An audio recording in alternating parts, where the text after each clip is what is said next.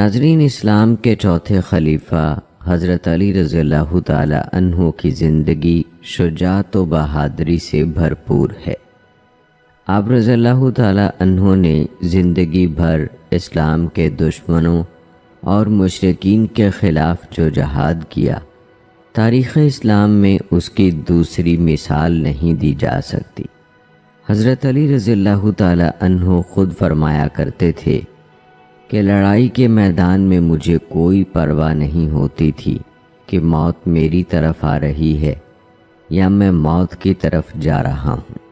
ان کی یہی بہادری اور بے خوفی تھی کہ اسد اللہ، اللہ تعالیٰ کا شیر کے لقب سے مشہور ہوئے۔ ملک عرب میں یہودی اور بتوں کی پوجا کرنے والے لوگ آباد تھے۔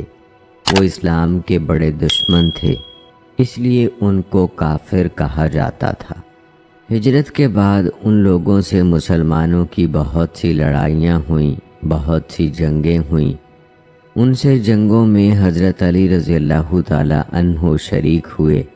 وہ ہر لڑائی میں اپنی جان ہتھیلی پر رکھ کر لڑتے تھے اور انہوں نے دشمنوں پر اپنی بہادری کی دھاک بٹھا رکھی تھی۔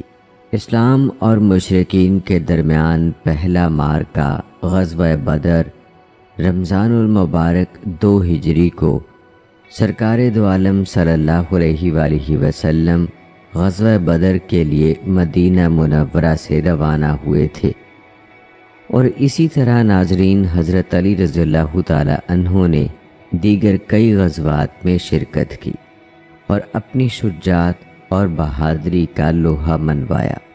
آج کی ویڈیو میں ہم حضرت علی رضی اللہ تعالی عنہ کے انہی شجاعت اور بہادری کے واقعات آپ کے ساتھ شیئر کریں گے، تو آج کی یہ ویڈیو انتہائی معلوماتی ہونے والی ہے، اس کو آخر تک لازمی دیکھیے گا۔ تو آئیے ناظرین، آغاز کرتے ہیں اپنی آج کی اس ویڈیو کا۔ ناظرین، غزوہ احد میں لڑائی کی ابتدا حضرت علی رضی اللہ تعالی عنہ اور طلحہ بن عثمان کے درمیان مقابلہ آرائی سے ہوئی۔ طلحہ کے ہاتھ میں مشرکین کا جھنڈا تھا، وہ بار بار للکار رہا تھا۔ حضرت علی رضی اللہ تعالی عنہ اس کے مقابلے کے لیے آئے اور فرمایا، اس اللہ کی قسم جس کے قبضہ قدرت میں میری جان ہے، یا تو میری تلوار تمہیں فوراً جہنم رسید کرے گی یا تمہاری تلوار مجھے فوراً جنت پہنچا دے گی۔ پھر حضرت علی رضی اللہ تعالی عنہ نے اسے تلوار ماری، اس کی ٹانگ کٹ گئی، وہ زمین پر گر پڑا۔ اسی دوران اس کا سطر کھل گیا۔ وہ کہنے لگا، اے میرے چچا کے بیٹے، میں تمہیں رشتہ داری کا واسطہ دیتا ہوں۔ اس کی فریاد سن کر حضرت علی رضی اللہ تعالی عنہ پیچھے ہٹ گئے۔ رسول اللہ صلی اللہ علیہ وآلہ وسلم نے نعرہ تکبیر بلند کیا۔ حضرت علی رضی اللہ تعالی عنہ کے بعد ساتھیوں نے ان سے پوچھا، آپ نے اس کا کام تمام کیوں نہیں کیا؟ حضرت علی رضی اللہ تعالی عنہ فرمانے لگے، میرے چچا کے بیٹے نے مجھے رشتہ داری کا واسطہ دیا، مزید برآں اس کا سطر کھل گیا، میں نے اسے بڑی شرم محسوس کی۔ حضرت علی رضی اللہ تعالی عنہ لشکر کے دائیں جانب گھمسان کے رن میں تھے۔ مصعب بن عمیر رضی اللہ تعالی عنہ کے شہید ہونے کے بعد انہوں نے جھنڈا تھام لیا اور اس معرکے میں مشرکین کی بہت بڑی تعداد کو واصل جہنم کیا۔ اس غزوہ میں مسلمان بڑے سخت حالات کا شکار بھی رہے۔ حضور اکرم صلی اللہ علیہ وآلہ وسلم کی مدافعت کی ذمہ داری بھی آپ پر ہی تھی۔ اس غزوے میں جب رسالت مآب صلی اللہ علیہ وآلہ وسلم کھائی میں گر پڑے تو حضرت علی رضی اللہ تعالی عنہ ہی نے آگے بڑھ کر آپ کا دست مبارک تھاما۔ اس غزوے میں مہاجرین و انصار میں سے عظیم صحابہ کرام بڑی تعداد میں شہید ہوئے، جس کا رسول اللہ صلی اللہ علیہ وآلہ وسلم کو بہت غم تھا۔ دشمن نے آپ صلی اللہ علیہ وآلہ وسلم کو بہت نقصان پہنچایا اور آپ کا چہرہ مبارک زخمی کر دیا۔ حضرت فاطمہ رضی اللہ تعالی عنہا اور حضرت علی رضی اللہ تعالی عنہ نے آپ کی مرہم پٹی کی، آپ کے چہرے اور داڑھی مبارک پر بہنے والے خون کو بند کرنے کا انتظام کیا۔ اس موقع میں حضرت علی رضی اللہ تعالی عنہ کی شجاعت اور بہادری واضح ہو گئی۔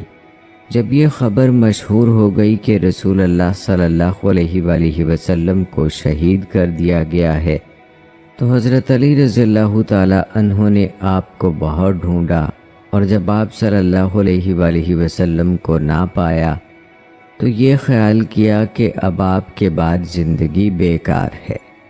انہوں نے اپنی تلوار کی نیام توڑ دی اور لوگوں کی طرف لپکے۔ جب غبار چھٹ گیا تو اللہ کے فضل و کرم سے رسول اللہ صلی اللہ علیہ وآلہ وسلم بخیر و عافیت نظر آئے۔ انہوں نے نہایت ثابت قدمی اور بہادری سے آپ صلی اللہ علیہ وآلہ وسلم کا دفاع کیا۔ اس روز حضرت علی رضی اللہ تعالی عنہ کو 16 زخم لگے۔ جس جگہ پر مارکا ہوا، مشرکین کے وہاں سے پیچھے ہٹ جانے کے بعد رسول اللہ صلی اللہ علیہ وآلہ وسلم نے حضرت علی رضی اللہ تعالی عنہ کو بھیجا کہ وہ دشمن کے بارے میں یہ معلوم کریں کہ وہ کس طرف کا رخ کرنے والا ہے۔ آپ نے ان سے فرمایا، ان کے پیچھے جاؤ، یہ دیکھو کہ وہ کیا کر رہے ہیں اور آگے کیا کرنا چاہتے ہیں۔ اگر وہ گھوڑے چھوڑ چکے اور اونٹوں پر سوار ہو گئے ہیں تو ان کا مکہ جانے کا ارادہ ہے، اور اگر وہ گھوڑوں پر سوار ہوں اور اونٹوں کو ہانک رہے ہوں تو پھر ان کا مدینہ جانے کا ارادہ ہے۔ اس اللہ کی قسم جس کے قبضے میں میری جان ہے، اگر انہوں نے مدینہ کا رخ کیا تو میں ان کے مقابلے کے لیے نکلوں گا۔ علی رضی اللہ تعالی عنہ کہتے ہیں، میں ان کے پیچھے گیا تاکہ دیکھوں کہ وہ کیا کرتے ہیں۔ میں نے دیکھا کہ وہ گھوڑوں کو چھوڑ کر اونٹوں پر سوار ہیں اور مکہ کا رخ کر چکے ہیں۔ حضرت علی رضی اللہ تعالی عنہ واپس آئے اور رسول اللہ صلی اللہ علیہ وآلہ وسلم کی خدمت میں ان لوگوں کے بارے میں پوری رپورٹ پیش کی۔ دوستو، اسی طرح غزوہ حمر الاسد میں بھی حضرت علی رضی اللہ تعالی عنہ کا کردار بہت اہم تھا۔ یہ غزوہ احد کی تکمیل کا غزوہ سمجھا جاتا ہے۔ مسلمان سن 3 ہجری میں شوال کی 15 تاریخ کو ہفتے کی شام غزوہ احد سے واپس آئے۔ اگلی صبح لوگ فجر کی نماز کے لیے نکلے۔ نبی اکرم صلی اللہ علیہ وآلہ وسلم نے اعلان کرایا کہ دشمن پر حملے کے لیے فوراً تیاری کی جائے، اور صرف وہی جنگ کے لیے نکلے جو احد میں بھی شریک ہو چکا ہو۔ لوگوں نے آپ صلی اللہ علیہ وآلہ وسلم کی آواز پر لبیک کہا، حالانکہ وہ زخموں سے چور تھے اور بہت تھکے ہوئے تھے۔ رسول اللہ صلی اللہ علیہ وآلہ وسلم سب مجاہدین سے آگے تھے۔ اس مشن پر عبداللہ بن ابی کو جانے کی اجازت نہیں دی گئی، اور جو شخص احد میں پہلے شریک نہیں ہوا تھا اسے بھی اجازت نہیں ملی۔ صرف جابر بن عبداللہ رضی اللہ تعالی عنہ کو اجازت ملی۔ ان کے والد غزوہ احد میں شہید ہو گئے تھے، اور انہوں نے انہیں بدر اور احد میں شرکت کے لیے اس لیے نہ جانے دیا تاکہ وہ اپنی بہنوں کے پاس رہیں اور ان کی خبر گیری کریں۔ لشکر نکل کھڑا ہوا۔ رسول اللہ صلی اللہ علیہ وآلہ وسلم آگے آگے تھے۔ جھنڈا حضرت علی رضی اللہ تعالی عنہ ہی اٹھائے ہوئے تھے۔ انہوں نے احد میں بھی جھنڈا اٹھا رکھا تھا۔ مسلمان آپ صلی اللہ علیہ وآلہ وسلم کی قیادت میں حمر الاسد تک پہنچے۔ یہ علاقہ مدینہ سے 13 میل دور ہے۔ یہاں انہوں نے پڑاؤ ڈالا۔ یہودیوں اور منافقوں نے مسلمانوں کے لشکر کی یہ جرأت مندانہ پیش قدمی دیکھی تو وہ دہشت زدہ رہ گئے۔ مسلمانوں کو پورا یقین ہو گیا کہ معنوی طاقت اور روحانی جذبے کا یہی بلند مرتبہ اور مقام ہے، اس کے بغیر وہ قریش کا مقابلہ نہیں کر سکتے تھے۔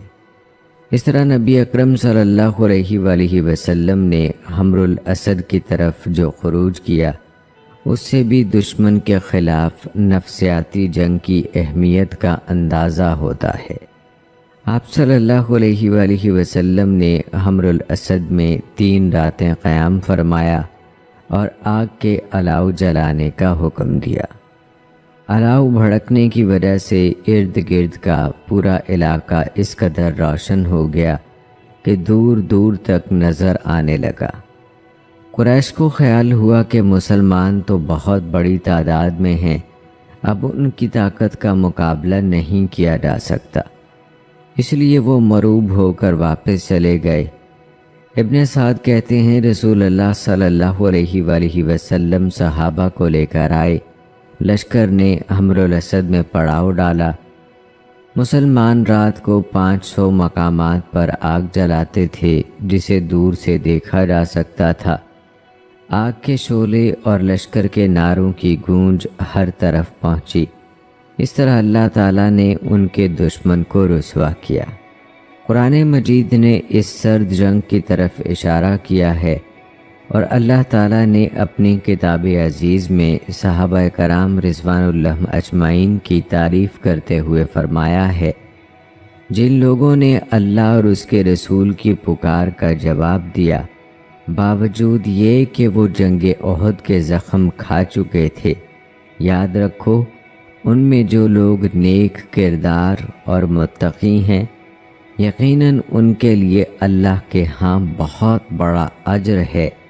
یہ وہ لوگ ہیں جن سے بعض آدمی کہتے تھے تم سے جنگ کرنے کے لیے دشمنوں نے بہت بڑا گروہ اکٹھا کر لیا ہے، چاہیے کہ ان سے ڈرتے رہو اور مقابلے کے لیے باہر نکلو، لیکن بجائے ڈرنے کے ان کا ایمان اور زیادہ مضبوط ہو گیا۔ وہ بے خوف ہو کر بول اٹھے، ہمارے لیے اللہ کا سہارا کافی ہے اور وہ اچھا کارساز ہے۔ پھر یہ لوگ اللہ کی نعمت اور فضل سے شاد کام ہو کر واپس آ گئے، انہیں کوئی گزند چھو بھی نہ سکا اور وہ اللہ کی خوشنودی کی راہ میں گامزن ہوئے، اور اللہ بڑا فضل فرمانے والا ہے۔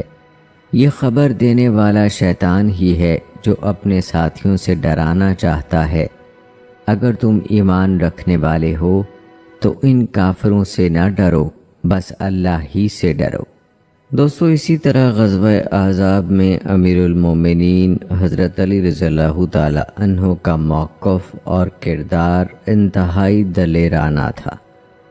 جو اصحاب نبی اکرم صلی اللہ علیہ وآلہ وسلم کے راسخ العقیدہ ہونے اور اللہ کی راہ میں جان کی قربانی دینے کا عکاس ہے۔ ابن اسحاق کہتے ہیں خندق کے ساتھ ایک درے سے مشرکین کے گھوڑے زبردستی اندر گھسائے، حضرت علی رضی اللہ تعالی عنہ فوراً چند مسلمانوں کے ساتھ نکل کھڑے ہوئے۔ گھڑ سوار ان کی طرف دوڑے چلے آ رہے تھے۔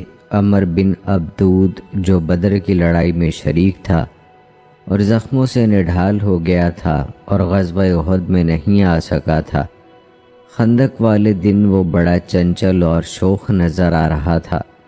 اس نے اپنا گھوڑا روکا اور کہنے لگا، میرے مقابلے میں کون آئے گا؟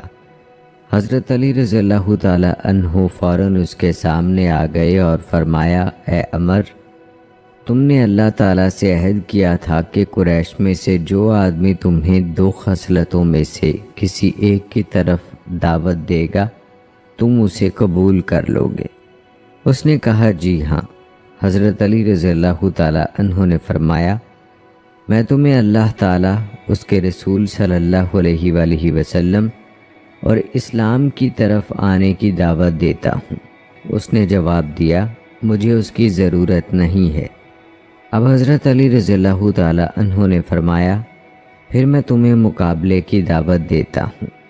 وہ بولا، میرے بھتیجے، میں تمہیں قتل نہیں کرنا چاہتا۔ حضرت علی رضی اللہ تعالی عنہ نے کڑک کر فرمایا، لیکن میں تمہیں قتل کرنا چاہتا ہوں۔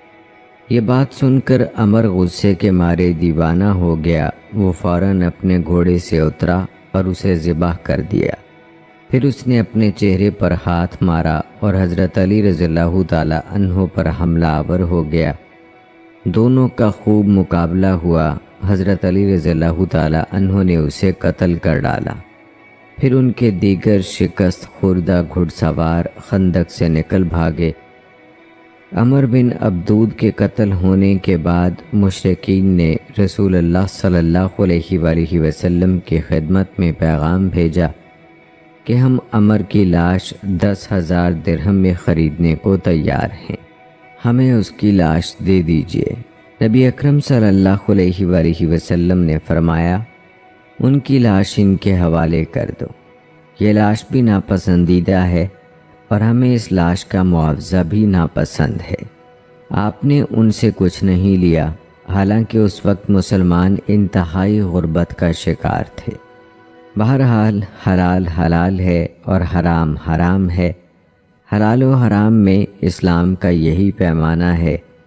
کتنے رنج و ملال کی بات ہے کہ آج کے دور کے بعض مسلمان سود اور اس جیسی دیگر حرام اشیاء کے لیے جواز تلاش کرنے کی کوشش کرتے رہتے ہیں۔ دوستو، حضرت علی رضی اللہ تعالی عنہ رسول اللہ صلی اللہ علیہ وآلہ وسلم کا جھنڈا لہراتے ہوئے آگے آگے رواں دواں تھے۔ یہ واقعہ ہے غزوہ بنی قریظہ کا۔ سعد بن معاذ رضی اللہ تعالی عنہ نے محاصرے میں دشمن کے بارے میں فیصلہ سنا دیا۔ شروع میں تو انہوں نے یہ فیصلہ تسلیم نہیں کیا۔ ابن ہشام کہتے ہیں بنی قریظہ محاصرے میں تھے کہ علی ابن ابی طالب رضی اللہ تعالی عنہ نے بلند آواز میں کہا، اے لشکر ایمان۔ پھر وہ آگے بڑھے اور حضرت زبیر بن عوام رضی اللہ تعالی عنہ بھی آگے بڑھے۔ پھر حضرت علی رضی اللہ تعالی عنہ نے فرمایا، آج میں وہ مزہ چکھاؤں گا جو حضرت حمزہ رضی اللہ تعالی عنہ نے چکھا تھا، یا میں ان کے قلعوں کے اندر گھس جاؤں گا۔ پھر انہوں نے فرمایا، اے محمد صلی اللہ علیہ وآلہ وسلم، ہم سعد بن معاذ کا فیصلہ تسلیم کرتے ہیں۔ اس طرح اللہ تعالیٰ نے دشمنان عقیدہ و دین کے دلوں میں خوف اور رعب ڈال دیا، اور یہ سب کچھ حضرت علی رضی اللہ تعالی عنہ جیسے تقی اور نقی رجل عظیم کے ذریعے ہوا، جنہیں اللہ تعالیٰ نے بہادری اور دین کی سربلندی کے لیے موت سے محبت کا جذبہ عطا فرمایا تھا۔ انہوں نے اپنے لشکر کو بہترین نام کے ساتھ پکارا، وہ ایمان کی پکار تھی۔ اس کے نتیجے میں عقیدے کی سچائی، عمل کی بہتری اور اللہ کی راہ میں جہاد کی محبت نمایاں ہو گئی۔ جب سعد بن معاذ نے یہ فیصلہ سنا دیا کہ ان کے جنگجوؤں کو قتل کر دیا جائے، ان کی عورتوں اور بچوں کو قیدی بنا لیا جائے اور ان کے مال تقسیم کر دیے جائیں، تو قتل کرنے کی ذمہ داری حضرت علی رضی اللہ تعالی عنہ اور زبیر بن عوام رضی اللہ تعالی عنہ نے پوری کی۔ ناظرین، غزوہ حدیبیہ میں صلح سے پہلے کچھ غلام مکہ سے روانہ ہوئے اور نبی اکرم صلی اللہ علیہ وآلہ وسلم کی خدمت میں آئے۔ ان کے آقاؤں نے آپ کو لکھا کہ انہیں واپس کر دیں۔ رسول اللہ صلی اللہ علیہ وآلہ وسلم نے انہیں واپس کرنے سے انکار کر دیا اور فرمایا، اے گروہ قریش، باز آ جاؤ، ورنہ اللہ تمہارے لیے کسی ایسی شخصیت کو بھیج دے گا جو دین کی خاطر تمہاری گردنیں مار دے گا۔ اللہ تعالیٰ ایمان پر اس شخص کی آزمائش کر چکا ہے۔ صحابہ کرام رضوان اللہ اجمعین نے بڑے تجسس سے جناب رسول اللہ صلی اللہ علیہ وآلہ وسلم سے پوچھا، اے اللہ کے رسول صلی اللہ علیہ وآلہ وسلم، وہ کون ہوگا؟ ہر ایک کی یہی تمنا تھی کہ رسول اللہ صلی اللہ علیہ وآلہ وسلم کے اس ارشاد کا مصداق وہی قرار پائے۔ جناب رسول اللہ صلی اللہ علیہ وآلہ وسلم نے جواب دیا، جوتا گانٹنے والا۔ آپ صلی اللہ علیہ وآلہ وسلم نے حضرت علی رضی اللہ تعالی عنہ کو اپنا جوتا گانٹنے کے لیے دیا تھا۔ جب مسلمانوں اور مشرکین کے درمیان صلح کا عمل مکمل ہو گیا، حضرت علی رضی اللہ تعالی عنہ نے یقین کے مابین ایک تحریر لکھی تو اس پر درج فرمایا محمد الرسول اللہ صلی اللہ علیہ وآلہ وسلم۔ مشرکین نے کہا یہ الفاظ نہ لکھو، کیونکہ اگر ہم ان کو رسول اللہ مانتے تو قتال ہی نہ کرتے۔ رسول اللہ صلی اللہ علیہ وآلہ وسلم نے حضرت علی رضی اللہ تعالی عنہ سے کہا یہ مٹا دو۔ انہوں نے کہا میں تو یہ مقدس نام نہیں مٹا سکتا۔ چنانچہ آپ صلی اللہ علیہ وآلہ وسلم نے خود اپنے ہی ہاتھ سے مٹا دیا اور ان سے اس امر پر صلح کی کہ رسول اللہ صلی اللہ علیہ وآلہ وسلم اور آپ کے اصحاب 3 دن کے لیے مکہ میں اس طرح داخل ہوں گے کہ ان کا اسلحہ اور تلواریں میانوں کے اندر ہوں گی۔ حضرت علی رضی اللہ تعالی عنہ کا رسول اللہ صلی اللہ علیہ وآلہ وسلم کے مقدس الفاظ نہ مٹانا در حقیقت ان کی رسول اللہ صلی اللہ علیہ وآلہ وسلم کے ساتھ زبردست محبت اور تعظیم کا نتیجہ تھا۔ ناظرین، اب تذکرہ کرتے ہیں حضرت حمزہ رضی اللہ تعالی عنہ کی بیٹی کی پرورش کے معاملے کے بارے میں۔ اسلام کی دعوت کے اثرات کے نتیجے میں نفوس انسانی اور ان کی عقول میں بہت بڑی انقلابی تبدیلی آئی۔ وہ بیٹی جسے عرب کی اشرافیہ آر سمجھتے تھے اور بعض قبائل میں تو اس آر سے فرار حاصل کرنے کی خاطر اس کو زندہ درگور کر دیا جاتا تھا، اب وہ نہایت محبوب اور پسندیدہ شخصیت قرار پائی اور مسلمانوں میں بیٹیوں کی تربیت اور پرورش کے لیے نہایت روح پرور مقابلے ہونے لگے۔ تمام مسلمان برابر تھے، کسی دوسرے پر ترجیح دی جاتی تو صرف کسی فضیلت یا حق کی بنیاد پر دی جاتی تھی۔ جب نبی اکرم صلی اللہ علیہ وآلہ وسلم نے مکہ سے روانگی کا ارادہ فرمایا تو حضرت حمزہ رضی اللہ تعالی عنہ کی بیٹی آپ کے پیچھے پیچھے آئی۔ وہ آپ کو پکار رہی تھی میرے چچا، میرے چچا۔ حضرت علی رضی اللہ تعالی عنہ نے اس کا ہاتھ تھام لیا اور حضرت فاطمہ رضی اللہ تعالی عنہا سے کہا اسے اپنے پاس رکھو، یہ تمہارے چچا کی بیٹی ہے۔ حضرت علی رضی اللہ تعالی عنہ، حضرت زید رضی اللہ تعالی عنہ اور حضرت جعفر رضی اللہ تعالی عنہ تینوں کے درمیان اس بچی کو اپنی پرورش میں لینے پر تکرار ہو گئی۔ حضرت علی رضی اللہ تعالی عنہ نے کہا میں نے اسے لے لیا ہے کیونکہ یہ میری چچا زاد ہے۔ جعفر رضی اللہ تعالی عنہ نے کہا میری بھی تو چچا زاد ہے، مزید برآں اس کی خالہ میری بیوی ہے۔ زید رضی اللہ تعالی عنہ نے کہا یہ میری بھتیجی ہے۔ یہ معاملہ نبی اکرم صلی اللہ علیہ وآلہ وسلم کے روبرو پیش ہوا تو آپ نے اس بچی کو اس کی خالہ کے حوالے کرنے کا فیصلہ دے دیا اور فرمایا خالہ ماں کے قائم مقام ہے۔ حضرت علی رضی اللہ تعالی عنہ سے فرمایا تم مجھ سے ہو اور میں تم سے ہوں۔ جعفر رضی اللہ تعالی عنہ سے فرمایا تم خلقت اور اخلاق دونوں میں مجھ سے مشابہ ہو، اور زید سے فرمایا تم ہمارے بھائی اور دوست ہو۔ حضرت علی رضی اللہ تعالی عنہ نے رسول اللہ صلی اللہ علیہ وآلہ وسلم سے کہا آپ حمزہ رضی اللہ تعالی عنہ کی بیٹی سے نکاح کیوں نہیں کر لیتے؟ آپ صلی اللہ علیہ وآلہ وسلم نے فرمایا وہ میری رضائی بھتیجی ہے۔ اور آئیے دوستو اب تذکرہ کرتے ہیں غزوہ خیبر میں حضرت علی رضی اللہ تعالی عنہ کے کردار کا۔ ابن اسحاق کہتے ہیں کہ غزوہ خیبر ہجرت کے 7ویں سال محرم میں ہوا۔ واقدی نے لکھا ہے کہ یہ ہجرت کے 7ویں سال صفر یا ربیع الاول میں حدیبیہ سے واپسی پر پیش آیا، اور ابن سعد کی رائے ہے کہ یہ ہجرت کے 7ویں سال جمادی الاولیٰ میں ہوا۔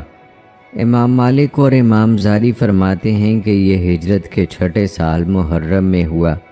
امام ابن حجر نے واقدی کے قول پر ابن اسحاق کے قول کو ترجیح دی ہے۔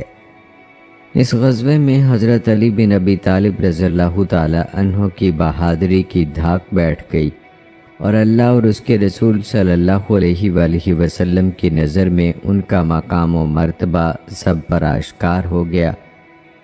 اللہ تعالیٰ نے زبردست فوجی اہمیت کی حامل اس یہودی بستی کو فتح کرنے کا اعزاز انہی کو عطا کیا۔ خیبر یہودیوں کی ایسی بستی تھی جو مضبوط قلعوں اور فوجی چھاؤنیوں پر مشتمل تھی۔ یہ بستی جزیرہ عرب میں ان کی آخری پناہ گاہ تھی۔ وہ زندگی اور زمانے کی گردشوں کا جائزہ لے رہے تھے اور مسلمانوں کے خلاف گھات لگائے بیٹھے تھے۔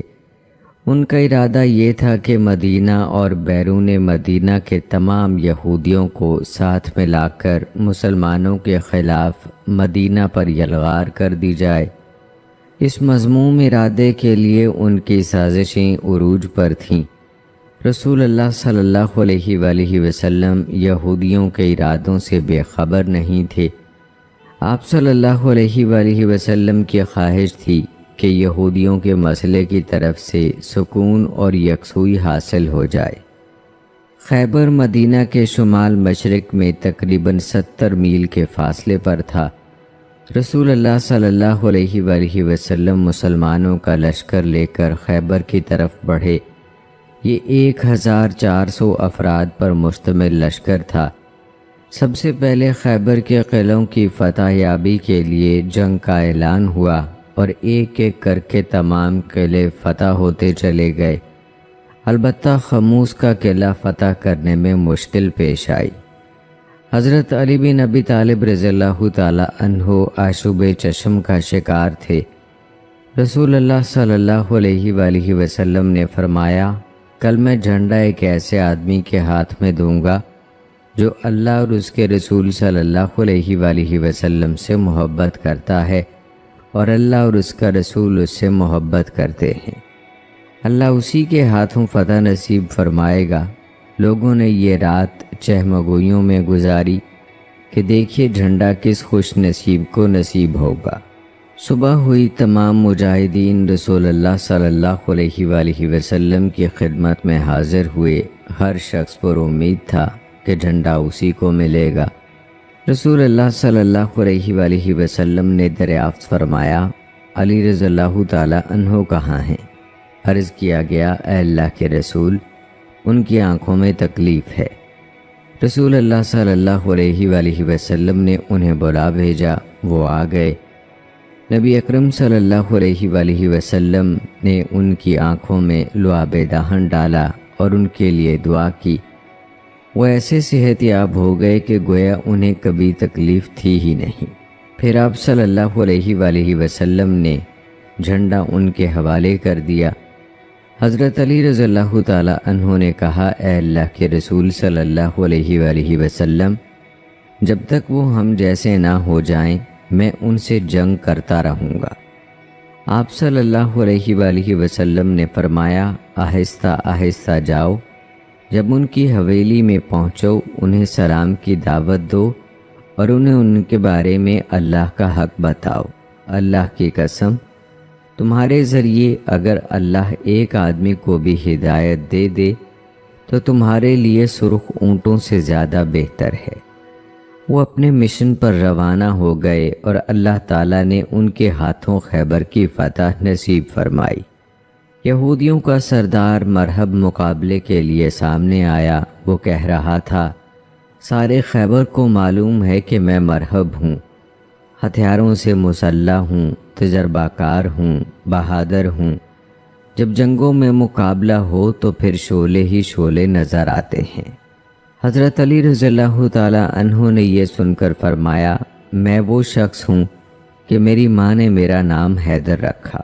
جنگ کے خوفناک شیر کی مانند میں سا کے ساتھ پورا وزن دیتا ہوں اور بڑے پیمانے پر قتل کیا کرتا ہوں۔ پھر آپ صلی اللہ علیہ وآلہ وسلم نے مرحب کے سر پر چوٹ لگائی اور اسے قتل کر دیا۔ یوں آپ رضی اللہ تعالی عنہ کے ہاتھوں مسلمانوں کی فتح نصیب ہوئی۔ دوستو، اللہ تعالیٰ نے رسول اللہ صلی اللہ علیہ وآلہ وسلم کی دعا قبول فرمائی۔ حضرت علی رضی اللہ تعالی عنہ کہتے ہیں، جب سے نبی اکرم صلی اللہ علیہ وآلہ وسلم نے میری دونوں آنکھوں میں اپنے مقدس دہن کا لعاب ڈالا، مجھے کبھی آشوب چشم کی تکلیف نہیں ہوئی۔ اس حدیث اور امامت علی رضی اللہ تعالی عنہ کے درمیان کوئی تعلق نہیں۔ روافظ کی رائے ہے کہ حضرت علی رضی اللہ تعالی عنہ نبی اکرم صلی اللہ علیہ وآلہ وسلم کے بعد خلیفہ ہیں۔ یہ استدلال بہت سی ایسی احادیث سے کیا جاتا ہے جو ان کی فضیلت بیان کرتی ہیں، لیکن وہ ان کی امامت پر دلیل نہیں ہے۔ انہی میں سے ایک حدیث یہ بھی ہے، انہوں نے اس حدیث پر کچھ غلط اضافے بھی کیے ہیں جو محدثین کے ہاں صحیح طور پر ثابت نہیں۔ اسی طرح ان کا اللہ اور رسول سے محبت کرنا اور اللہ اور رسول کے ان سے محبت کرنے میں ایسی کوئی دلیل نہیں جو ان کے لیے امامت بلا فصل کی بنیاد بن سکے۔ اللہ اور اس کے رسول صلی اللہ علیہ وآلہ وسلم کی ان سے محبت ثابت ہونے کا یہ مطلب نہیں ہے کہ دیگر حضرات کے بارے میں اس خصوصیت کی نفی ہے، جبکہ اللہ تعالیٰ نے حضرت ابو بکر صدیق رضی اللہ تعالی عنہ اور ان کے رفقا کے بارے میں فرمایا، اللہ ایسے لوگ لائے گا کہ وہ ان سے محبت کرے گا اور وہ اس سے محبت کریں گے۔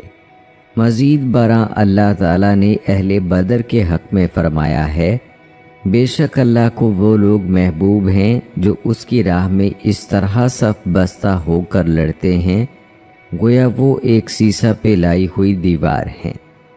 اس میں کوئی شک نہیں کہ جو اللہ کو محبوب ہوں وہ رسول اللہ صلی اللہ علیہ وآلہ وسلم کو بھی محبوب ہوتا ہے، اور مومنوں میں سے جو اللہ سے محبت کرتا ہے وہ اس کے رسول صلی اللہ علیہ وآلہ وسلم سے محبت کرتا ہے۔ اللہ تعالیٰ نے مسجد قباء کے نمازیوں کے بارے میں فرمایا، اس میں ایسے لوگ ہیں جو پاک رہنا پسند کرتے ہیں اور اللہ کو پاکیزگی اختیار کرنے والے ہی پسند ہیں۔ اور آئیے ناظرین اب تذکرہ کرتے ہیں فتح مکہ اور غزوہ حنین میں حضرت علی رضی اللہ تعالی عنہ کی دلیری اور بہادری کی۔ قریشیوں نے رسول اللہ صلی اللہ علیہ وآلہ وسلم کے ساتھ کیا ہوا صلح کا معاہدہ توڑ دیا اور مسلمانوں کے حلیف بنو قزاق کے خلاف بنی بکر کا ساتھ دیا اور گھوڑوں اسلحے کے علاوہ افرادی قوت کے ساتھ ان کی مدد کی۔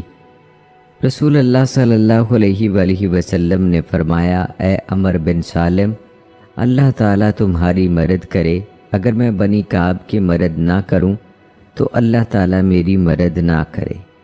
جب آسمان پر بادل کے آثار نظر آئے تو آپ نے فرمایا، یہ بادل بنی کعب کی مدد کو آ رہا ہے۔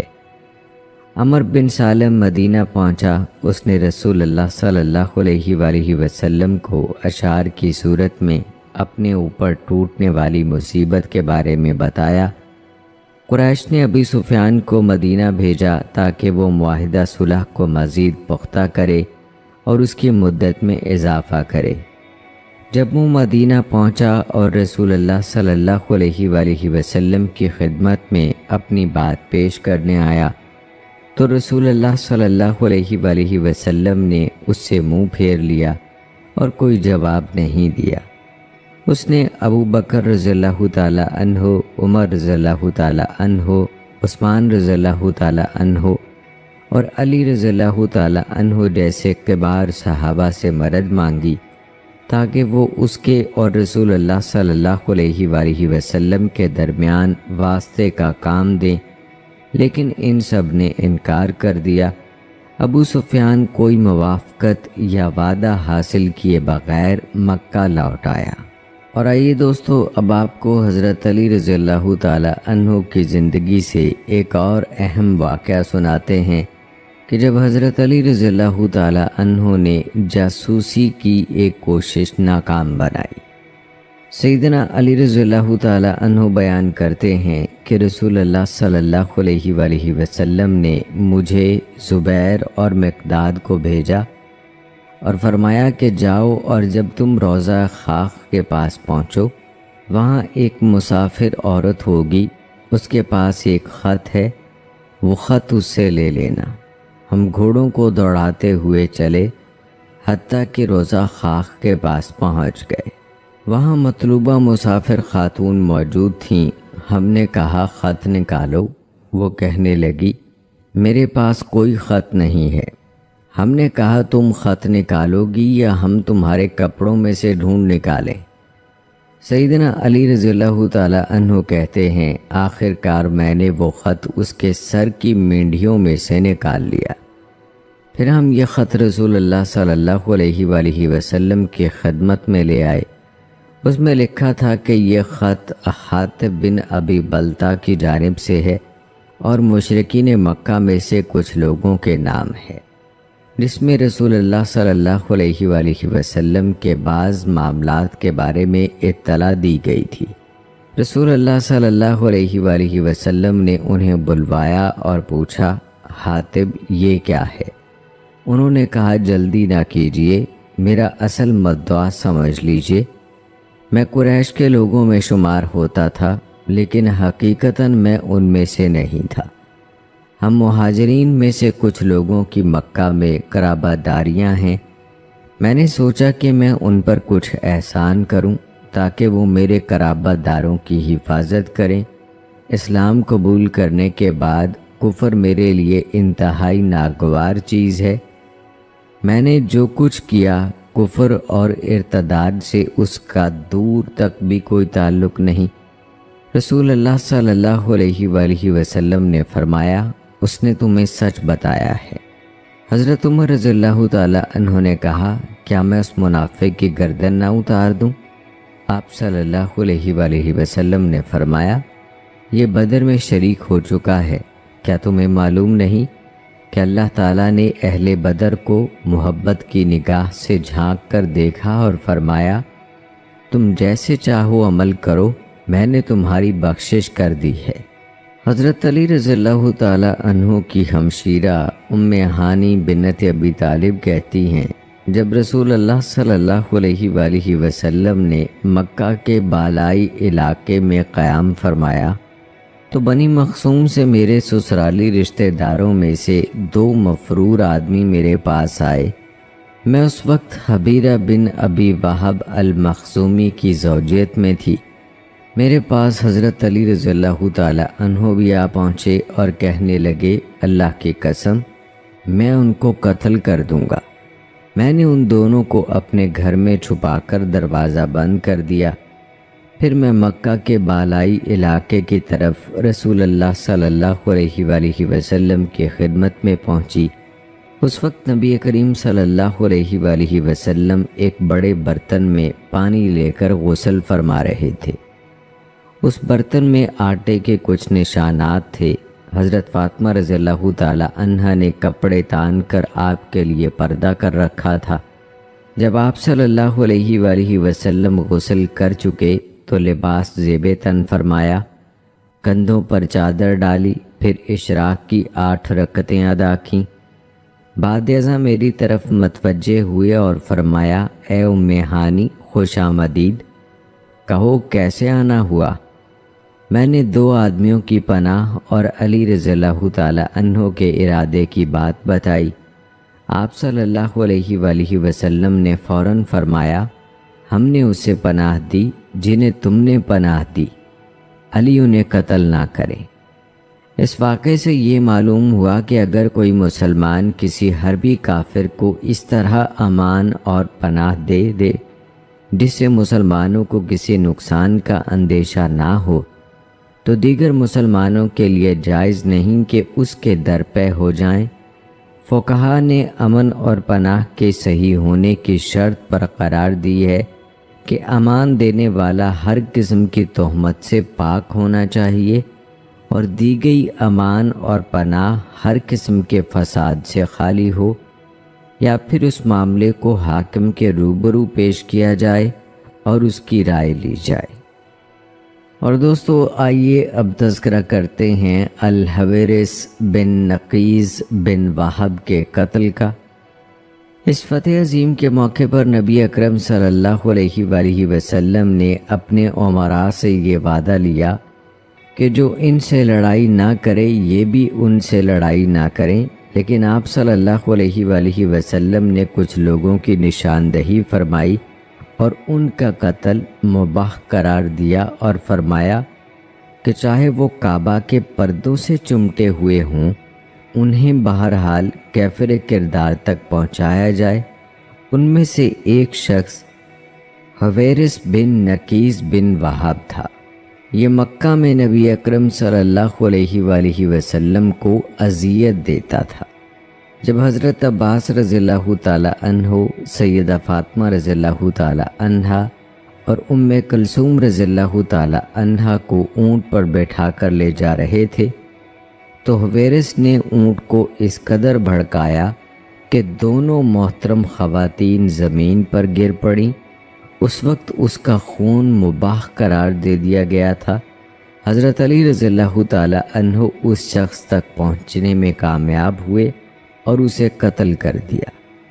دوستو، رسول اللہ صلی اللہ علیہ وآلہ وسلم نے حضرت علی رضی اللہ تعالی عنہ کو بنی جذیمہ کی طرف بھیجا تاکہ اس غلطی کی تلافی کر سکیں جو خالد بن ولید کی طرف سے اس قبیلے کے بعض لوگوں کو قتل کرنے کے حوالے سے ہو گئی تھی۔ اس واقعے کی تفصیل یہ ہے کہ رسول اللہ صلی اللہ علیہ وآلہ وسلم نے فتح مکہ کے بعد ہجرت کے 8ویں سال خالد بن ولید رضی اللہ تعالی عنہ کو بنی جذیمہ کی طرف بھیجا اور تاکید فرمائی کہ انہیں اسلام کی دعوت دو۔ وہ تہذیب و تمدن سے عاری بدو لوگ تھے۔ انہوں نے اسلام کی دعوت قبول کر لی، مگر وہ بیچارے اپنا معافی الضمیر بخوبی ظاہر کرنے پر قادر نہ تھے۔ وہ یہ تو نہ کہہ سکے کہ ہم نے اسلام قبول کیا، اس کی بجائے وہ کہنے لگے سبانا۔ اس لفظ سے بدوؤں کا مطلب یہ تھا کہ ہم نے اپنا دین بدل لیا، یعنی اپنا مذہب چھوڑ کر اسلام قبول کر لیا۔ لیکن خالد بن ولید رضی اللہ تعالی عنہ سبانا کا مطلب یہی سمجھے کہ ہم بے دین ہو گئے۔ چنانچہ انہوں نے ان میں سے کچھ کو قتل کیا اور بعض لوگوں کو قیدی بنا لیا۔ جب رسول اللہ صلی اللہ علیہ وآلہ وسلم کو ان کے اس اقدام کی خبر پہنچی تو آپ انتہائی رنجیدہ ہوئے۔ آپ نے ہاتھ اوپر اٹھائے اور کہا، اے اللہ، جو کچھ خالد نے کیا میں اس سے بری و ذمہ ہوں۔ یہ بات 2 مرتبہ دہرائی۔ بعد ازاں آپ صلی اللہ علیہ وآلہ وسلم نے ان کی جانب حضرت علی رضی اللہ تعالی عنہ کو بھیجا تاکہ وہ براہ راست وہاں کی صورتحال کا جائزہ لیں، ساتھ ہی کچھ مال بھی مرحمت فرمایا۔ حضرت علی رضی اللہ تعالی عنہ نے یہ ذمہ داری بخیر و خوبی پوری فرمائی، ان کے مقتولین کی دیت ادا کی، ان کے تمام جانی اور مالی نقصان کا معاوضہ ادا کیا۔ جب وہ اس ذمہ داری سے فارغ ہو گئے تو ان سے پوچھا کہ دیت کے حوالے سے آپ لوگوں کا کوئی اور حق بنتا ہو تو بتاؤ۔ انہوں نے نفی میں جواب دیا۔ حضرت علی رضی اللہ تعالی عنہ نے فرمایا، میرے پاس کچھ مال باقی بچ گیا ہے، وہ میں جناب رسول اللہ صلی اللہ علیہ وآلہ وسلم کی طرف سے احتیاطاً آپ ہی کو پیش کرتا ہوں۔ جب آپ رضی اللہ تعالی عنہ وہ مال تقسیم کر کے رسول اللہ صلی اللہ علیہ وآلہ وسلم کی خدمت میں واپس پہنچے تو ساری کارگزاری تفصیل سے سنائی۔ آپ صلی اللہ علیہ وآلہ وسلم نے فرمایا، تم نے صحیح اور بہت اچھا کام کیا ہے۔ حضرت علی رضی اللہ تعالی عنہ نے اللہ تعالیٰ کی توفیق سے اس عظیم مشن کے ذریعے شدید غم اور دل پر بوجھ کا ازالہ کیا، جس کے باعث جناب رسول اللہ صلی اللہ علیہ وآلہ وسلم بے چین تھے۔ اس حکمت پر مبنی طریقے سے نبی کریم صلی اللہ علیہ وآلہ وسلم نے بنی جذیمہ کے ساتھ غمخواری کا حق ادا کیا اور ان کے دلوں میں مایوسی اور غم کی جو کیفیت پیدا ہو گئی تھی اس کا ازالہ فرمایا۔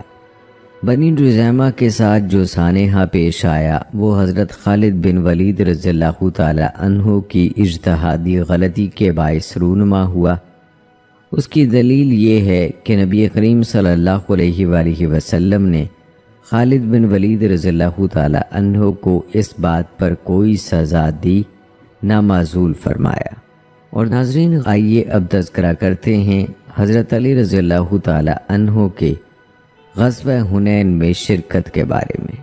حضرت علی رضی اللہ تعالی عنہ کے وہ جہادی اعمال جو ان کی بہادری کے عنوان سے موسوم ہیں اور میدان قتال میں ان کے ایک ماہر اور تجربہ کار جرنیل ہونے کی گواہی دیتے ہیں، ان میں سے ایک وہ ہے جو ہجرت کے 8ویں سال غزوہ حنین میں ہوا۔ حضرت علی رضی اللہ تعالی عنہ نے دیگر مہاجرین و انصار کے ساتھ رسول اللہ صلی اللہ علیہ وآلہ وسلم کی معیت میں پوری ثابت قدمی کا مظاہرہ کیا۔ جیش حوازن میں ایک شخص سرخ اونٹ پر سوار تھا، اس کے ہاتھ میں کالا جھنڈا تھا، وہ گھات لگائے ہوئے تھا، جو ہی اس کا داؤ لگتا تھا وہ نیزہ مار دیتا تھا، اور جب لوگوں تک رسائی نہ ہو پاتی تو وہ اپنا نیزہ بلند کرتا اور اس کے پیچھے والے اس عمل میں اس کی پیروی کرتے تھے۔ حضرت علی رضی اللہ تعالی عنہ نے اپنی بصیرت، اعلیٰ حربی صلاحیت اور طویل تجربے کی بنا پر یہ حقیقت فوراً محسوس کر لی کہ حوازن کی سخت جنگی حالت کا اثر مؤثر عامل یہی آدمی ہے، لہٰذا علی رضی اللہ تعالی عنہ فوراً ایک اور انصاری صحابی کے ساتھ اس آدمی کی طرف لپکے، اسے یکدم اونٹ سے نیچے گرا دیا اور قتل کر ڈالا۔ پھر چند لمحات ہی گزرے تھے کہ دشمن شکست کھا گیا، دشمن کے جرنیل اور عام فوجی سب پیٹ پھیر کر بھاگ گئے اور مسلمانوں کو فتح نصیب ہوئی۔ دوستو، نبی کریم صلی اللہ علیہ وآلہ وسلم نے بیت اللہ کو بتوں سے پاک کر دیا تھا۔ اب ضروری تھا کہ وہ مقامات جو قدیم زمانے سے جاہلیت کے نشان تھے ان کا خاتمہ بھی کیا جائے۔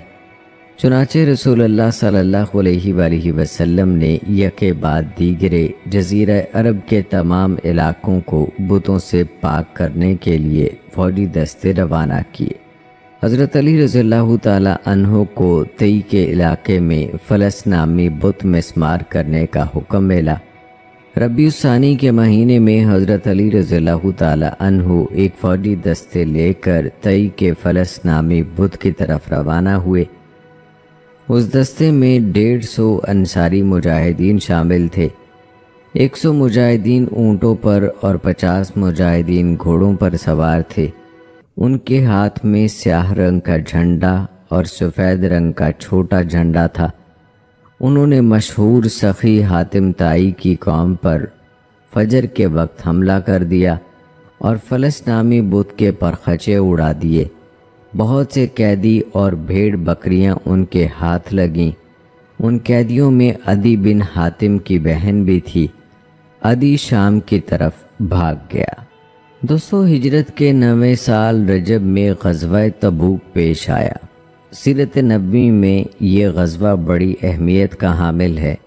اس سے وہ اہم مقاصد حاصل ہوئے جس کے عربوں اور عام مسلمانوں کے دلوں پر بڑے دور رس اور گہرے اثرات مرتب ہوئے۔ یہ تاریخ اسلام کے حالات و حوادث کی ایک اہم گزرگاہ ہے۔ رسول اللہ صلی اللہ علیہ وآلہ وسلم نے مدینہ منورہ میں اپنے اہل خانہ پر حضرت علی رضی اللہ تعالی عنہ کو اپنا جانشین بنایا، جبکہ اسی غزوہ کے موقع پر مدینہ کے والی محمد بن مسلمہ تھے۔ منافقین نے اپنی چھپی ہوئی منافقت اور بغض کی آگ کو بجھانے کے لیے اس موقع کو غنیمت جانا اور حضرت علی رضی اللہ تعالی عنہ کے بارے میں نامناسب باتیں کرنے لگے۔ یہ بری باتیں ان کے نفاق کی واضح علامت تھیں۔ صحیح حدیث میں آتا ہے کہ حضرت علی رضی اللہ تعالی عنہ نے فرمایا، اس اللہ کی قسم جس نے دانے کو پھاڑا اور ہر جاندار کو پیدا کیا، نبی امی صلی اللہ علیہ وآلہ وسلم نے ایک مرتبہ مجھ سے نہایت محکم لہجے میں فرمایا تھا، مجھ سے محبت صرف وہی شخص کرے گا جو مومن ہوگا، اور مجھ سے بغض وہی رکھے گا جو منافق ہوگا۔ حضرت علی رضی اللہ تعالی عنہ لشکر سے جا ملے اور اسلام کے دشمنوں سے مقابلے کے لیے بےتاب ہو گئے۔ انہوں نے جناب رسالت مآب صلی اللہ علیہ وآلہ وسلم کی خدمت میں عرض کیا، یا رسول اللہ صلی اللہ علیہ وآلہ وسلم، آپ مجھے بچوں اور عورتوں میں چھوڑ آئیں۔ رسول اللہ صلی اللہ علیہ وآلہ وسلم نے فرمایا، کیا تم نہیں چاہتے کہ میرے ساتھ تمہارا وہی مرتبہ ہو جو موسیٰ علیہ السلام کے ساتھ ہارون علیہ السلام کا تھا؟ ہاں، البتہ میرے بعد کوئی نبی نہیں آئے گا۔ اور آئیے دوستو، اب تذکرہ کرتے ہیں سیدنا ابو بکر صدیق رضی اللہ تعالی عنہ کے ساتھ حج میں سیدنا علی رضی اللہ تعالی عنہ کے کردار کا۔ نبی کریم صلی اللہ علیہ وآلہ وسلم کے عہد میں معاشرے کی تربیت اور ریاست کی تعمیر کا عمل عقیدہ، اقتصادیات، معاشرت، سیاست، عسکریت اور عبادت سمیت تمام شعبوں میں جاری رہا۔ پچھلے کئی سال سے فریضہ حج ادا نہیں ہو سکا تھا۔ فتح مکہ کے بعد سن 8 ہجری کے حج کی ذمہ داری عطا بن اسید پر آئی۔ اس وقت مسلمانوں پر مشرکین کے حج میں کوئی فرق نہیں تھا۔ سن 9 ہجری میں موسم حج آیا تو نبی اکرم صلی اللہ علیہ وآلہ وسلم نے بھی حج کا ارادہ کیا، لیکن فرمایا بیت اللہ میں مشرکین ننگے طواف کریں گے، میں اس مرتبہ حج پر جانا نہیں چاہتا۔ ابو بکر صدیق رضی اللہ تعالی عنہ صحابہ کی بہت بڑی تعداد کے ساتھ حج پر روانہ ہوئے اور اپنے ساتھ قربانی کے جانور بھی لے گئے۔ جب ابو بکر صدیق رضی اللہ تعالی عنہ حجاج کے قافلے کے ساتھ روانہ ہوئے تو سورہ بارات نازل ہوئی۔ نبی اکرم صلی اللہ علیہ وآلہ وسلم نے حضرت علی رضی اللہ تعالی عنہ کو بلایا اور ابو بکر صدیق رضی اللہ تعالی عنہ سے جا ملنے کا حکم دیا۔ حضرت علی رضی اللہ تعالی عنہ رسول اللہ صلی اللہ علیہ وآلہ وسلم کی اونٹنی ازبہ پر روانہ ہوئے اور ذوالحلیفہ کے مقام پر ابو بکر صدیق رضی اللہ تعالی عنہ سے جا ملے۔ حضرت صدیق اکبر رضی اللہ تعالی عنہ نے انہیں دیکھا تو فرمایا، کیا آپ امیر کی حیثیت سے آئے ہیں؟ حضرت علی رضی اللہ تعالی عنہ نے جواب دیا، نہیں، امیر آپ ہی ہیں۔ پھر ان دونوں نے سفر جاری رکھا۔ حضرت ابو بکر صدیق رضی اللہ تعالی عنہ نے لوگوں کے لیے انہی مقامات کو قائم رکھا جو جاہلیت میں حج کے مقامات تھے۔ حضرت ابو بکر صدیق رضی اللہ تعالی عنہ نے ترویہ سے پہلے عرفہ کے دن اور قربانی کے دن خطبے ارشاد فرمائے۔ حاجیوں کے پہلے دن حضرت ابو بکر صدیق رضی اللہ تعالی عنہ لوگوں کو ان کے وقوف، افاضہ، قربانی اور جمرات کی رمی کے مناسک وغیرہ سکھا رہے تھے۔ حضرت علی رضی اللہ تعالی عنہ ہر مقام پر ان کے ساتھ تھے۔ وہ لوگوں کو سورہ بارات کی ابتدائی آیات سنا رہے تھے۔ بعد ازاں لوگوں سے خطاب کرتے ہوئے 4 امور کا اعلان فرمایا۔ جنت میں صرف مومن ہی داخل ہوگا۔ نمبر 2، آئندہ کوئی شخص برہنہ حالت میں بیت اللہ کا طواف نہیں کر سکے گا۔ نمبر 3، نبی اکرم صلی اللہ علیہ وآلہ وسلم کا اگر کسی سے کوئی معاہدہ ہے تو وہ مدت مکمل ہونے پر ہی ختم ہوگا۔ اور نمبر 4، اس سال کے بعد مشرکین اور مسلمان اکٹھے حج نہیں کریں گے۔ حضرت ابو بکر صدیق رضی اللہ تعالی عنہ نے صحابہ کی ایک جماعت کو حضرت علی رضی اللہ تعالی عنہ کے مقصد میں ان کی مدد کرنے کا حکم دیا۔ سورہ بارات کی ابتدائی آیات کا نزول بت پرستوں اور ان کے پیروکاروں کے ساتھ فیصلہ کن جدائی کا اعلان ہے۔ ان کے ساتھ حج کی ممانعت کر دی گئی اور ان کے خلاف جنگ کا اعلان ہوا۔ اللہ تعالیٰ کا فرمان ہے، اعلان برات ہے اللہ اور اس کے رسول کی طرف سے ان مشرکین سے جن سے تم نے معاہدے کیے تھے، پس اب تم لوگ ملک میں 4 مہینے اور چل پھر لو، اور جان رکھو کہ تم اللہ کے قابو سے باہر نہیں جا سکتے، اور اللہ منکرین حق کو رسوا کر کے رہے گا۔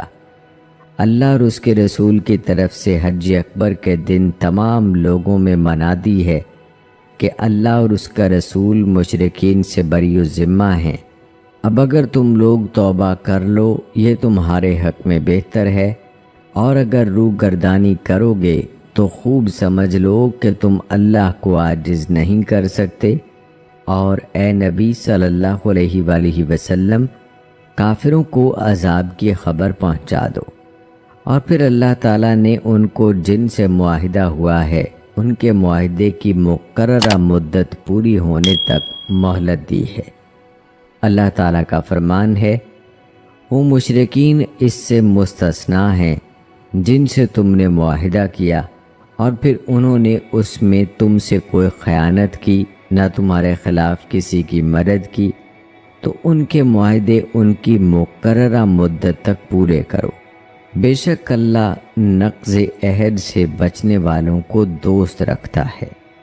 اور مشرکین میں سے جن کے ساتھ کوئی معاہدہ نہیں تھا انہیں بھی حرمت والے مہینوں کے ختم ہونے تک مہلت دی، اور واضح کر دیا کہ بعد میں وہ بھی مسلمانوں کے ساتھ حالت جنگ میں ہی ہوں گے۔ اللہ تعالیٰ کا فرمان ہے، پھر جب حرمت کے مہینے گزر جائیں تو جنگ کی حالت قائم ہو گئی، مشرکوں کو جہاں کہیں پاؤ قتل کر دو، اور جہاں بھی ملیں گرفتار کر لو، نیز ان کا محاصرہ کرو، ہر جگہ ان کی طاق میں بیٹھو، پھر اگر وہ توبہ کر لیں اور نماز قائم کریں اور زکوٰۃ دیں تو انہیں چھوڑ دو، اللہ درگزر فرمانے والا اور رحم فرمانے والا ہے۔ نبی اکرم صلی اللہ علیہ وآلہ وسلم نے موسم حج میں مشرکین کے سامنے معاہدے ختم کرنے کے اعلان کی ذمہ داری حضرت علی رضی اللہ تعالی عنہ کو سونپی، اور اس بات کا خیال رکھا گیا کہ عربوں کے ہاں معاہدے کرنے یا معاہدے توڑنے کے لیے یہی طریقہ متعارف تھا۔ یہ کام یا تو قبیلے کا سردار یا اس کے قبیلے کا کوئی ذمہ دار فرد انجام دے۔ یہ طریقہ اسلام کے منافی نہیں ہے، اس لیے رسول اللہ صلی اللہ علیہ وآلہ وسلم نے سورہ توبہ کی ابتدائی آیات کے نزول کے بعد حضرت علی رضی اللہ تعالی عنہ کو یہ ذمہ داری دے کر بھیجا۔ اور آئیے دوستو اب تذکرہ کرتے ہیں نجران کے عیسائیوں کے وفد اور آیت مباہلہ اور حضرت علی رضی اللہ تعالی عنہ کے بارے میں۔ رسول اللہ صلی اللہ علیہ وآلہ وسلم نے نجران کے راہب کو خط لکھا اور اما بعد کے بعد فرمایا، میں تمہیں بندوں کی پوجا کی بجائے اللہ کی بندگی کی دعوت دیتا ہوں۔ میں تمہیں بندوں کی حکمرانی کی بجائے اللہ کی حکمرانی کی دعوت دیتا ہوں۔ اگر تمہیں اس دعوت پر انکار ہو تو جزیہ ادا کرنا ہوگا، اور اگر ادائے جزیہ سے بھی انکار ہو تو پھر میں جنگ کے بارے میں خبردار کرتا ہوں۔ والسلام۔ جب عیسائی راہب کے پاس یہ مکتوب گرامی پہنچا، اس نے لوگوں کو جمع کیا، خط پڑھ کے سنایا اور ان کی رائے طلب کی۔ طے پایا کہ رسول اللہ صلی اللہ علیہ وآلہ وسلم کی خدمت میں 14 معززین کا ایک وفد بھیجا جائے۔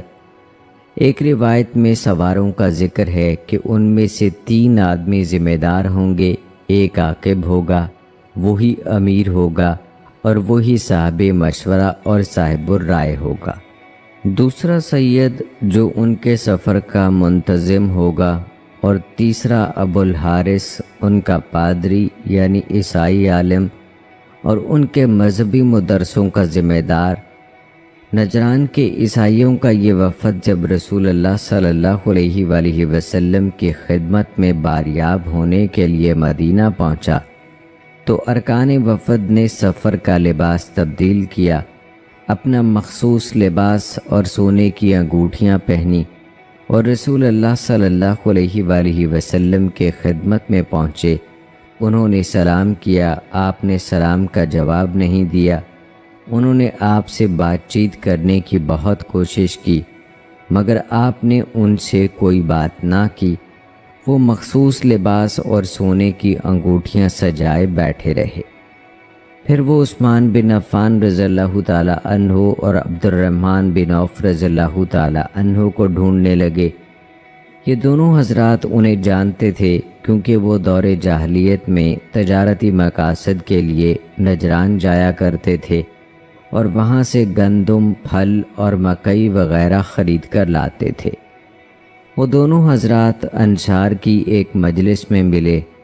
وفد نے کہا، اے عثمان اور اے عبد الرحمن، تمہارے نبی صلی اللہ علیہ وآلہ وسلم نے ہمیں خط لکھا، ہم اس کا جواب دینے آئے ہیں۔ ہم ان کے پاس گئے، انہیں سلام کیا، لیکن انہوں نے سلام کا جواب نہیں دیا۔ ہم کافی دیر ان سے بات چیت کرنے کی کوشش کرتے رہے، انہوں نے ہمیں تھکا دیا، مگر ہم سے کوئی بات نہیں کی۔ آپ دونوں کی رائے کیا ہے؟ کیا ہم واپس چلے جائیں؟ ان دونوں نے حضرت علی رضی اللہ تعالی عنہ کی طرف دیکھا جو اس مجلس میں موجود تھے۔ ان سے عرض کیا، اے ابو الحسن، ان لوگوں کے بارے میں آپ کیا فرماتے ہیں؟ حضرت علی رضی اللہ تعالی عنہ نے کہا، میری رائے یہ ہے کہ یہ لوگ اپنا مخصوص لباس اور سونے کی انگوٹھیاں اتار دیں اور عام لباس میں رسول اللہ صلی اللہ علیہ وآلہ وسلم کی خدمت میں جائیں۔ وفد نے یہ بات تسلیم کر لی اور لباس بدل کر انگوٹھیاں اتار دیں اور دوبارہ آپ صلی اللہ علیہ وآلہ وسلم کی خدمت میں حاضر ہوئے۔ اب انہوں نے سلام کیا تو آپ صلی اللہ علیہ وآلہ وسلم نے سلام کا جواب دیا۔ پھر ان سے کچھ سوالات کیے، انہوں نے بھی چند استفسارات کیے اور معاملہ جوں کا توں رہا۔ انہوں نے رسول اللہ صلی اللہ علیہ وآلہ وسلم سے کہا، ہم تو آپ سے پہلے ہی دین کے ماننے والے ہیں۔ آپ صلی اللہ علیہ وآلہ وسلم نے فرمایا، تمہارے اسلام قبول کرنے میں 3 چیزیں مانے ہیں: صلیب کی پوجا، خنزیر کھانا، تمہارا یہ دعویٰ کہ اللہ کی اولاد ہے۔ رسول اللہ صلی اللہ علیہ وآلہ وسلم اور ان کے درمیان یہ معاملہ چلتا رہا۔ آپ صلی اللہ علیہ وآلہ وسلم انہیں قرآن سناتے رہے اور باطل کا مقابلہ دلیل سے کرتے رہے، اور ان میں سے بعض افراد نے رسول اللہ صلی اللہ علیہ وآلہ وسلم سے کہا کہ آپ ہمارے نبی کو گالی دیتے ہیں، آپ کہتے ہیں کہ وہ اللہ کا بندہ ہے۔ آپ صلی اللہ علیہ وآلہ وسلم نے فرمایا، جی ہاں، وہ اللہ کے بندے، اس کے رسول اور اس کا وہ کلمہ ہے جسے اللہ تعالیٰ نے پاک دامن اور دنیا سے لا تعلق مریم کی طرف بھیجا۔ یہ سن کر وہ لوگ بہت ناراض ہوئے، کہنے لگے، کیا آپ نے بغیر باپ کے بھی کوئی انسان دیکھا ہے؟ اگر آپ سچے ہیں تو ہمیں بھی دکھائیں۔ اس پر رسالت مآب صلی اللہ علیہ وآلہ وسلم نے وہ آیت پڑھی جس میں اللہ تعالیٰ نے نصرانیوں کی بات رد کرتے ہوئے فرمایا، جس کا ترجمہ ہے، اللہ کے نزدیک عیسیٰ کی مثال آدم کی سی ہے کہ اللہ نے اسے مٹی سے پیدا کیا اور حکم دیا کہ ہو جا، اور وہ ہو گیا۔ یہ اصل حقیقت ہے جو تمہارے رب کی طرف سے بتائی جا رہی ہے، اور تم ان لوگوں میں شامل نہ ہو جو اس میں شک کرتے ہیں۔ یہ مغلوب کر دینے والی دلیل تھی جس میں آپ صلی اللہ علیہ وآلہ وسلم نے نامانوس بات کو زیادہ نامانوس یعنی عیسیٰ علیہ السلام کو آدم علیہ السلام سے تشبیہ دی۔ جب حکمت اور اچھے اسلوب کے باوجود وہ اپنی ہٹ دھرمی پر قائم رہے تو آپ صلی اللہ علیہ وآلہ وسلم نے اس فرمان الہی کے مطابق انہیں مباہلے کی دعوت دی۔ یہ علم آ جانے کے بعد اب بھی کوئی اس معاملے میں تم سے جھگڑا کرے تو اے نبی اس سے کہو کہ آؤ ہم اور تم خود بھی آ جائیں اور اپنے اپنے بال بچوں کو بھی ساتھ لے آئیں، اور اللہ تعالیٰ سے دعا کریں کہ جو جھوٹا ہو اس پر اللہ کی لعنت ہو۔ چنانچہ نبی اکرم صلی اللہ علیہ وآلہ وسلم حضرت علی رضی اللہ تعالی عنہ، حضرت حسن حسین رضی اللہ تعالی عنہ اور حضرت فاطمہ رضی اللہ تعالی عنہ کے ساتھ باہر آ گئے۔ پھر آپ صلی اللہ علیہ وآلہ وسلم نے فرمایا، جب میں دعا کروں تو تم سب آمین کہنا۔ نجران کے وفد نے آپس میں مشورہ کیا۔ انہیں اپنی ہلاکت کا خوف لاحق ہوا، کیونکہ وہ جانتے تھے کہ محمد صلی اللہ علیہ وآلہ وسلم سچے نبی ہیں، اور جو بھی نبی کریم صلی اللہ علیہ وآلہ وسلم کے ساتھ مباہلہ کرتا ہے ہلاک ہو جاتا ہے۔ چنانچہ انہوں نے مباہلے سے انکار کر دیا اور کہنے لگے، ہمارے بارے میں آپ جو فیصلہ کرنا چاہیں کریں۔ آپ صلی اللہ علیہ وآلہ وسلم نے ان سے کپڑوں کے 2000 جوڑوں پر مصالحت کی۔ وفد کے ارکان نے وعدہ کیا کہ وہ 1000 جوڑے رجب میں اور 1000 صفر کے مہینے میں ادا کریں گے۔ فتح مکہ کے بعد جزیرہ عرب کے بہت سے قبائل نے اسلام کی آواز پر لبیک کہا، اور جو قبائل اس طرف متوجہ نہیں ہوئے، رسول اللہ صلی اللہ علیہ وآلہ وسلم نے ان کی طرف داعیان اسلام روانہ فرمائے۔ حضرت علی رضی اللہ تعالی عنہ کو یمن میں ہمدان کی طرف بھیجا۔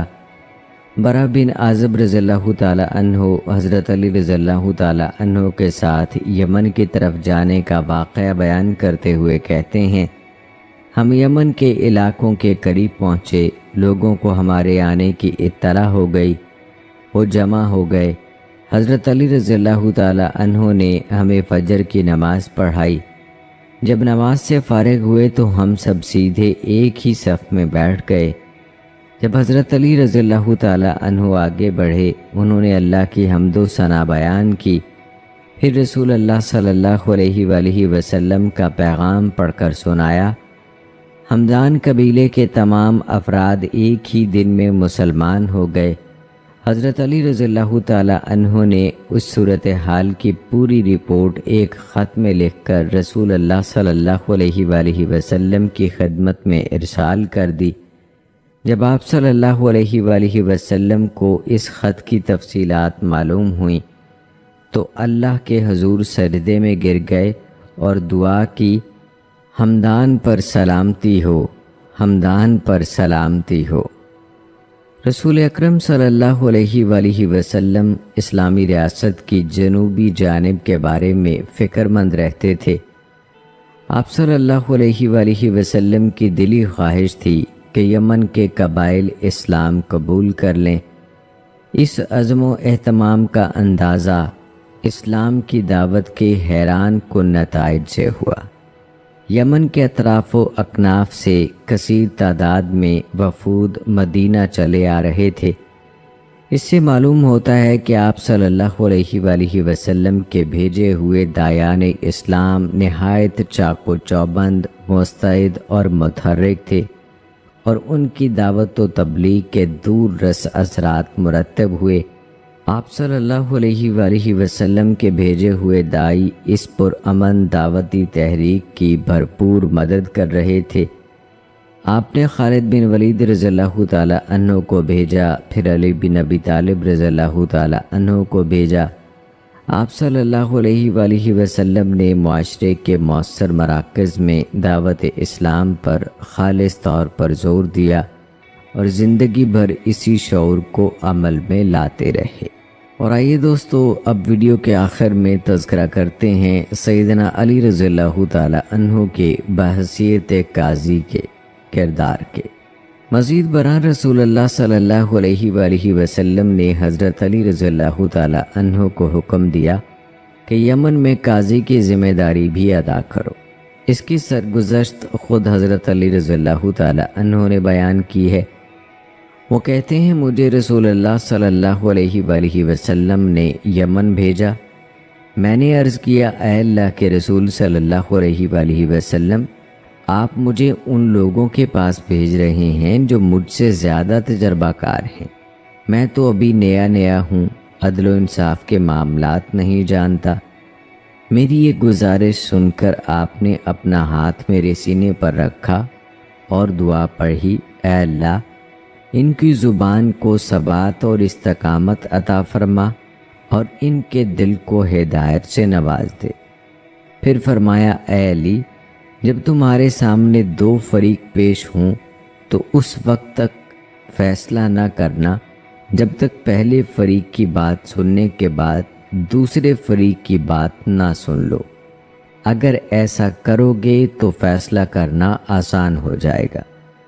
سیدنا علی رضی اللہ تعالی عنہ کہتے ہیں، نبی اکرم صلی اللہ علیہ وآلہ وسلم کا ارشاد مبارک سننے کے بعد مجھے کبھی کسی بھی فیصلے میں کوئی پیچیدگی یا اشکال محسوس نہیں ہوا۔ چاروں طرف اسلام کی اشاعت کے بعد یمنیوں کو یہ ضرورت شدت سے محسوس ہوئی کہ کوئی انہیں امور دین کی تعلیم دینے اور ان کے مابین اللہ کی شریعت کے مطابق فیصلے دینے والا ہو۔ چنانچہ رسول اللہ صلی اللہ علیہ وآلہ وسلم نے متعدد صحابہ کو یمن کے اطراف و اکناف میں بھیجا۔ ان صحابہ میں معاذ بن جبل رضی اللہ تعالی عنہ اور ابو موسیٰ اشعری رضی اللہ تعالی عنہ بھی شامل تھے۔ ان تمام صحابہ میں افضل ترین شخصیت علی بن ابی طالب رضی اللہ تعالی عنہ تھے۔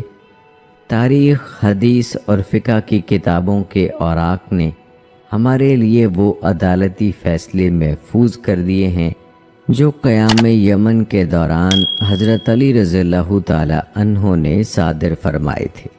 امید ہے کہ ہماری آج کی یہ ویڈیو آپ کو پسند آئی ہوگی۔